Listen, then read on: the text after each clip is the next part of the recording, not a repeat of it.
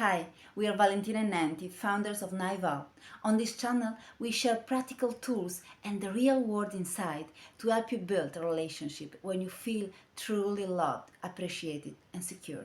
In this video, we will help you to understand why sometimes you feel in competition with your partner. If you're watching this video, you might feel not understood, judged by the other person, like something is wrong with you. And you might live in this constant defense mode, like you need to protect your feelings and emotions, so you end up reacting to shield yourself when in a conversation. Maybe you can recognize this feeling, like you're walking on eggshell every day, emotionally drained and confused.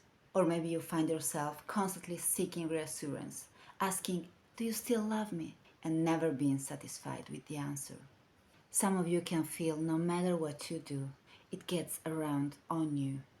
I recently had a conversation with a friend who finally found peace in her relationship.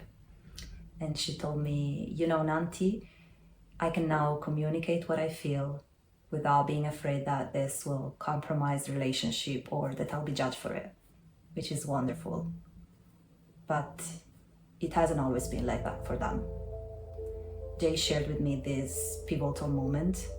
It's raining, one of those intense, sudden summer storm.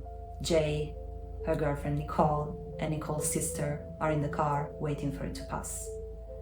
The situation is already tense. Jay has been offered a new job in a new city, and Nicole needs to decide if she's moving with her. They both want a life together, but they don't feel safe with each other, and that makes them hesitate. Jay is full of questions. Maybe Nicole doesn't want to move with me because she doesn't care. She doesn't care enough. Maybe she just doesn't put me as a priority. Maybe there is someone else. There is a lot of fear of abandonment, fear of being left, fear of being replaced, and the thought that Nicole might choose something or someone else. This is where competition starts in relationships. When we feel threatened, we unconsciously begin keeping score. Who cares more? Who's more committed? Who's winning in this relationship? You might recognize this. Questioning their loyalty when they like other people's photos, or feeling not being enough when they don't compliment you. Nicole isn't feeling safe either. She doesn't want to invest in something when she doesn't know if this will last. They both feel unsafe in the relationship. And this is the other side of competition, emotional withdrawal as self-protection. When you feel you might lose, the safest strategy can feel like not playing at all. You might see this as being annoyed of everything they do, ignoring their texts for hours, or that voice in saying, "Why should I try if they leave me anyway?" It's like a dog chasing its own tail. Jay's insecurity feeds on the fact that Nicole isn't fully available, and she would like Nicole to reassure her, to tell her that she'll be there for her no matter what. Nicole doesn't feel like being fully there, doesn't feel like investing in something when she has no guarantee it will exist tomorrow. This is the toxic cycle of relationship competition. When you're both in survival mode, you can't actually see each other anymore. You're too busy defending your position, proving you're right. Maybe you feel like you're constantly agonizing over the relationship, trying to figure out where you're going wrong. Or you find yourself in this emotional roller coaster, 1 minute missing them so much, 20 minutes later thinking, "I'm way better than them." They're stuck defending their own position rather than trying to understand each other, what they really feel. And they end up to the conclusion that they should break up. But here's what's really happening.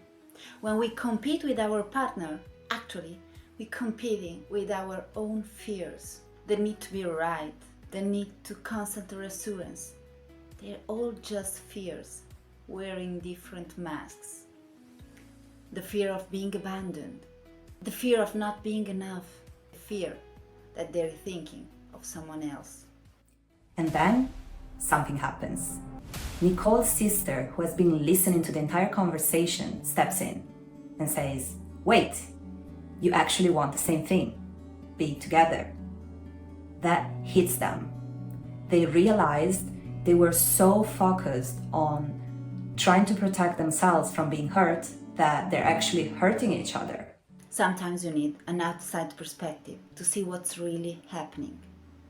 When you're in competition mode, you're so focused on proving you're right that you lose sight of what you're fighting for.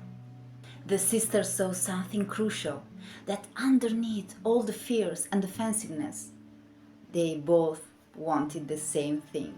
They just couldn't see it because they were too busy protecting themselves from being wounded again. That moment changed everything. Jay and Nicole are shifting their focus to what really matters and away from all the difficulties. And they can now see the love underneath the fear. And from that night, the decision is clear. They are moving together to the new city to start a new life together, a new chapter of their lives together. Solution: change focus from protecting yourself from suffering to returning to the real reason why you're in the relationship. When you stop asking, am I winning or losing? And start asking, what do we both actually want each other here? Everything shifts. Competition dissolves because you remember you are a team. You can relive like you can breathe again. You can put your weapons down and just love each other. When you stop competing and start connecting, everything changes. We want to thank you for watching this video, and please subscribe to our page if you would like to support our work. Feel free to comment and let us know which situation you're going through at the moment. We would be really happy to hear from you. And yeah, see you in the next video.